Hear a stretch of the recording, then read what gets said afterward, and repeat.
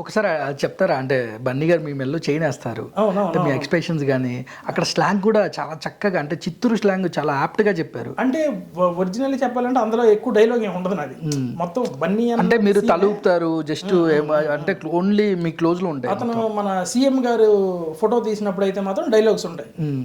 ఆయన అరే ఫోటో తీసి ఉండవా అని అడుగుతారు అనమాట. అంటే లేదు సారు అంట. లేదు సార్ అంటే అతనేమో పక్కన ఉన్న ఆయన కిసిక్ అనే సౌండ్ అంటాడు.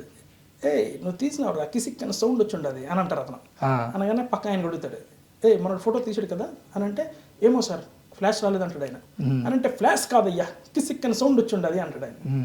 అనిసిన తర్వాత నా దగ్గర ఆ కెమెరా ఇవ్వని లాక్కున్న తర్వాత పొద్దున్న మా భార్య బిడ్డలతో తీసిన ఫోటోలు ఇందులో ఉన్నాయా అని అంటే అందులో ఉన్నాయి సార్ అంట.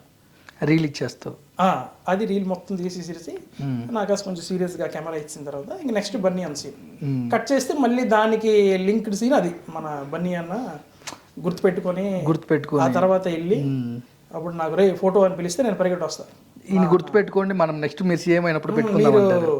అదే మనోడికి అప్పుడు యాక్చువల్లీ అది అప్పటికప్పుడు ఇంప్రూవైజ్ చేశారు అంటే బన్నీ అని తెలియదు. యాక్చువల్లీ డైలాగ్ ఎలా ఉందో తెలియదు, బట్ ఆ ఫస్ట్ డైలాగ్ ఏదైతే తన బన్నీ అని చెప్పినప్పుడు అందరు నవ్వారు సెట్లో. ఒకసారి సుకుమార్ సార్ కూడా నవ్వారు.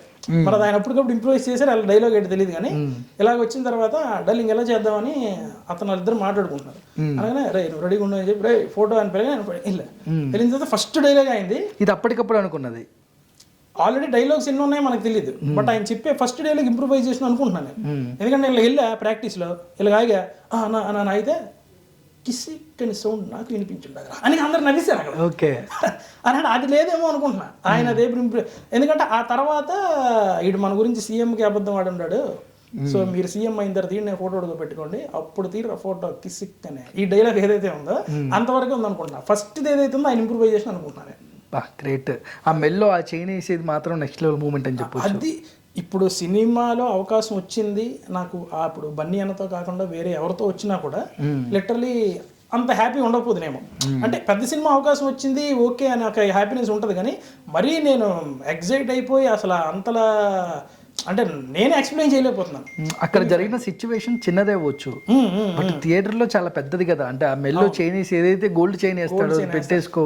ఇప్పుడు ఆ ఫోటో ఇన్స్టాగ్రామ్ లో పెడితే వాటిల్లో పెడితే అందరు కామెంట్లు అన్న చైన్ ఏం చేసామన్నా అని అంటే అన్న మొత్తానికి చైన్ వేస్తావుగా అని అంటే బాబాయ్ సెట్ కూడా పెట్టి మళ్ళీ తీసుకున్నారు అని. అలాగే మోస్ట్ కానీ 2 సీన్స్ గోల్డెన్ సీన్స్ అని చెప్పొచ్చు మీ జీవితంలో. అక్కడ జరిగిన ఆ 2 సీన్స్ వెయిట్ అంటున్నా. ఆ 2 సీన్స్ జరగకపోతే మీరు కంటిన్యూటీ ఉండకపోవచ్చేమో, బట్ రేపొద్దున పుష్ప 3 ఏదైతే లీడ్ ఉందో నెక్స్ట్ 3కి అందులో ఉండే అవకాశాలు కూడా అది కూడా చెప్పారు. అంటే డైరెక్షన్ డిపార్ట్మెంట్ లో కొంతమంది తెలిసిన వాళ్ళు ఉంటే చెప్పారు, కాబట్టి పుష్ప 3 అవుద్దా లేదా అనేది మనకు తెలియదు. ఉంటే మాత్రం ఇంకా నా journey Rao Ramesh గారితోనే continue అవుద్దంట.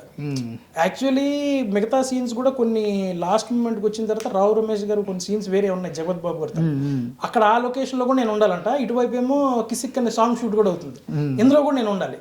So ఒకేసారి 2 షూట్లు జరుగుతున్నాయి. అయితే నాకు ఒకరు ఫోన్ చేసి పలానా లొకేషన్ పెట్టారు, అంటే రామోజీ ఫిలిం సిటీలోనే పలానా ఏదో హౌస్ లొకేషన్, ఇంకో దగ్గర ఏమో కిసిక్ సాంగ్ అని చెప్పి ఇందిరా హౌస్ అని పెట్టారు. ఏ హౌస్ ఇదే డ్రీమ్ లొకేషన్ పెట్టారు, నేను ఎక్కడికి వెళ్ళాలని.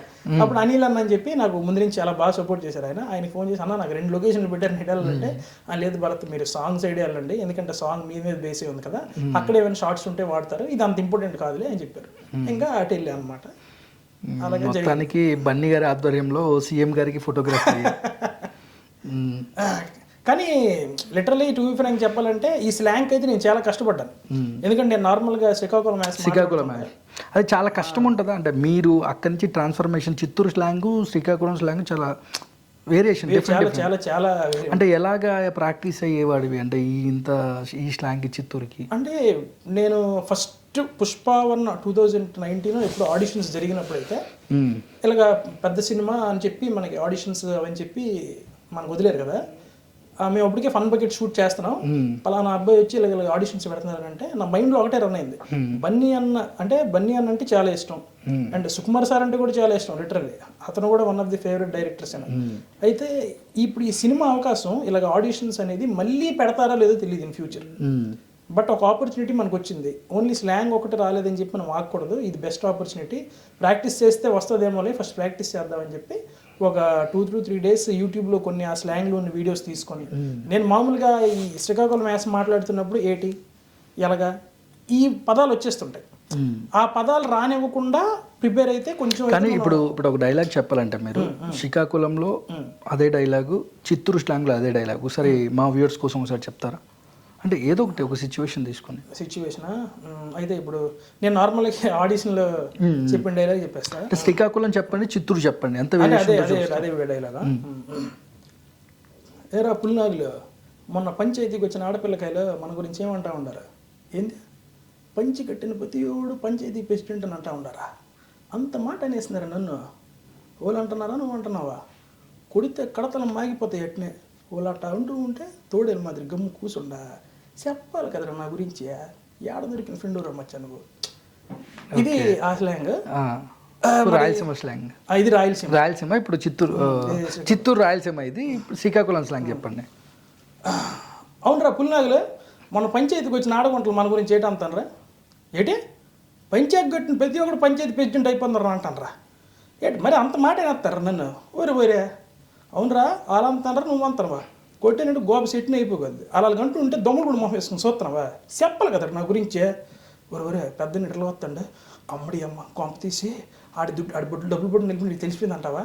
సరే ఈసారి నువ్వు సైలెంట్ కూడా నేను చెక్ చేస్తాను. సూపర్. అసలు ట్రాన్స్ఫర్మేషన్ అనేది అంటే ఇక్కడ దాకా తీసుకొచ్చినట్టుంది మిమ్మల్ని, పుష్ప 2 దాకా. ఆడిషన్ కాదు అది, ఫస్ట్ ఆడిషన్స్ ఏవైతే చేసినప్పుడు ఫస్ట్ డే ఏదైతే ఆడిషన్ వెళ్ళానో అందులో ఒక 400-500 మంది ఆడిషన్కి వచ్చారు ఆ రోజు. అందులో సార్ కొన్ని సెలెక్ట్ చేసిన ఆడిషన్స్లో అందులో ది బెస్ట్ ఒక 9 ఆడిషన్స్ ఎన్నో ఆడిషన్స్ ఆయన ఫోన్లో ఉంచుకున్నారంట. అందులో నాదొకటంట. అది డైరెక్షన్ డిపార్ట్మెంట్లో చెప్పారనమాట, మీ వీడియో బయట సార్ ఫోన్లో ఉంచుకున్నారు అని.